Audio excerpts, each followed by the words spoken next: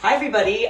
Tonight we are making risotto. I've pre-cut 1 large onion and 3 cloves of garlic. I've got some extra virgin olive oil and butter simmering away. I'm gonna just go ahead and start off by adding these to my pot. I've got it over a medium heat. And I just wanna start sweating these out. I'm gonna add a little bit of salt. Everybody back in the pot. And we're gonna let these cook for a few minutes until they start to get a little bit translucent. So one of the reasons that I love risotto so much is because of how eclectic or versatile it can be. My normal go-to is to use shrimp and asparagus. Here's a little tip that I love to do. When you're cooking risotto, you're going to use a stock. So I like to use chicken stock, but when I'm using shrimp, I love to steep the shells of the shrimp into the stock while it gets warm so that all of that flavor sort of doubles down as we slowly add the stock into our risotto.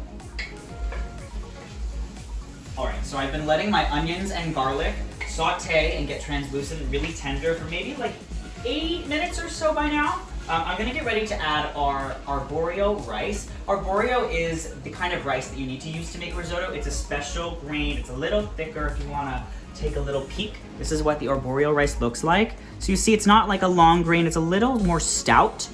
And how risotto really works is it's a slow, gradual adding of liquid. And as you add the liquid to the rice, it slowly releases the starch. And as it gets really tender, that's also where the creaminess comes from. It's all that starch naturally releasing. So I'm going to add 1 cup of the arborio rice right into this mixture. And I'm gonna let this toast a little bit in the olive oil and butter and all the juices that the onions and garlic have been cooking in before I start to add my stock that's been sitting infusing with those shrimp shells. So I'm gonna let this kind of cook for a few minutes and then we'll start to gradually add that stock.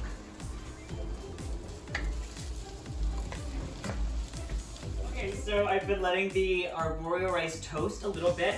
I'm getting all of these, you wanna come see, I'm getting all of these really beautiful brown bits on here.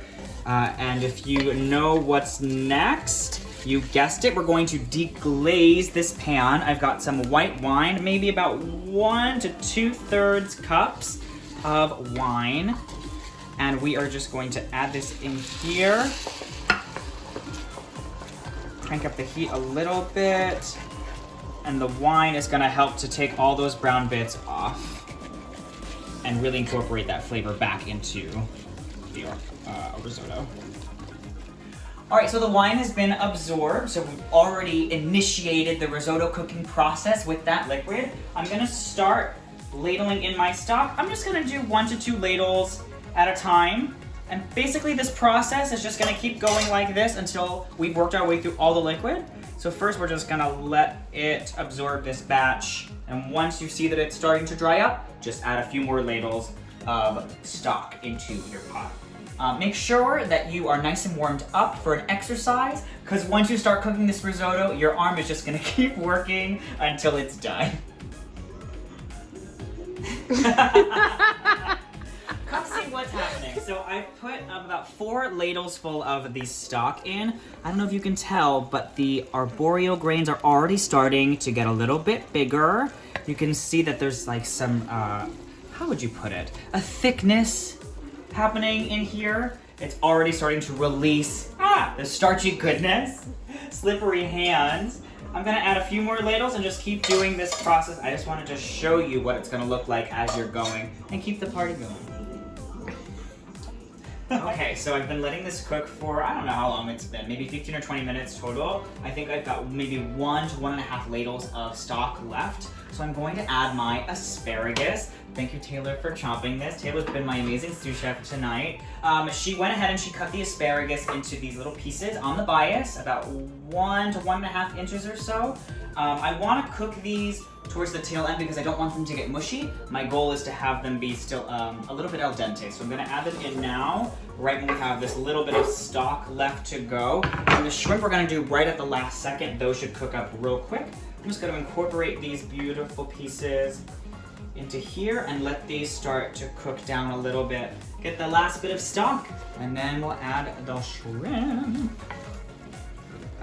Get a little cheesy. Good, because you're rolling. Oh, fabulous! Okay, so I just added the last bit of the stock in. The asparagus is this gorgeous bright green color. Now before this gets too far along, I am going to throw my shrimp in. I've just had these marinating at room temperature in just some olive oil, salt, and some crushed red pepper for a little bit of heat. And we're just gonna throw these right in, and the heat of the rice and risotto is going to just naturally cook as we fold it in. So we're just gonna let these go until they're beautifully pink, and then I've pre-shredded some Parmesan cheese here, and we're gonna finish that off at the very end. I'm gonna let these shrimp cook down just a little bit, and soon it'll be time to eat. Okay, the shrimp have been cooking for about 2 minutes or so. They are beautifully pink. We are almost ready to rock and roll and have this delicious risotto. I love the color contrast of the pink and the green here. I'm just gonna go ahead. I graded, I don't know how much it is, maybe about 3/4 to a whole cup. I don't know, the more Parmesan cheese, the better in my opinion. So I'm gonna sprinkle this in. And we're just gonna fold it in and get everything incorporated. Actually, I might turn off the heat so it doesn't get scorched on the bottom. And just let that cheese melt. It's getting super aromatic in here the second that Parmesan starts to melt. And we are just about ready to eat. There we have it, our shrimp and asparagus risotto with our beautiful Parmesan finish. I hope that this has been an informative video. I want to thank you all for tuning in. I know that there's been a lot of anticipation for a risotto night. Feel free to leave any questions or comments below if you feel that anything was omitted from this tutorial. And I would love to see you all try and make your own risotto. Like I said earlier, it is super versatile. You can literally put whatever you want in it. So enjoy and make risotto. Mangiamo. I'm not Italian.